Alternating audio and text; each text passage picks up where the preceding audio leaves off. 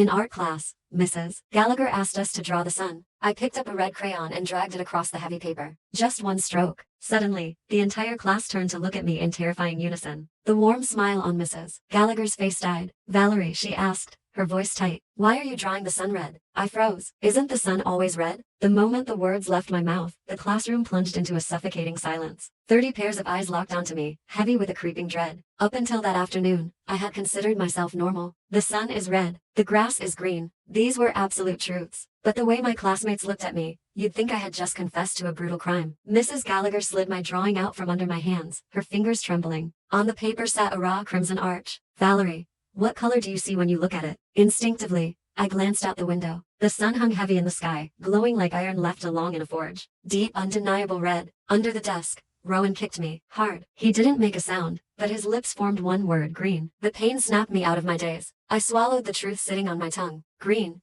I lied. Mrs. Gallagher pushed the plastic box of crayons toward me. "Then why did you reach for the red one?" I stared at the box. The wrappers had names printed on them. Yet, the class looked at the crayons like they were dangerous. "I grabbed the wrong one," I whispered. Suddenly, the door swung open, and 2 people in crisp white lab coats stepped in, carrying a sleek silver case. One medic pulled out a heavy color palette. The first swatch was forest green, the second navy blue, the third a searing violet red. The medic held the card right at my eye level. "Valerie, please state the color of the third circle." A cold sweat broke out across my back. The truth hit me. The problem wasn't that I drew the sun wrong. It was that I could see a color they had been trained never to acknowledge. The room was absolutely quiet. Everyone stopped breathing. Just then, Rowan stood up. "She has low blood sugar," he said smoothly. "She skipped breakfast. Her hands have been shaking all period. That's why she grabbed the wrong crayon." The medic turned a cold gaze on him. "Do not interfere with an active primary screening." Rowan held his ground. "I'm not interfering. I'm just reminding you that primaries exhibit dilated pupils and aversion to green light. Valerie doesn't have those symptoms." I sat still. How did he know the terminology? The medic pushed the card closer. "Answer the question." The red circle was practically touching my nose. Up close, the red seemed to shift, vibrating like an eyelid squeezed shut. "Don't look." I blinked and let my gaze unfocus. "Gray," I said. "It looks muddy. Like ash."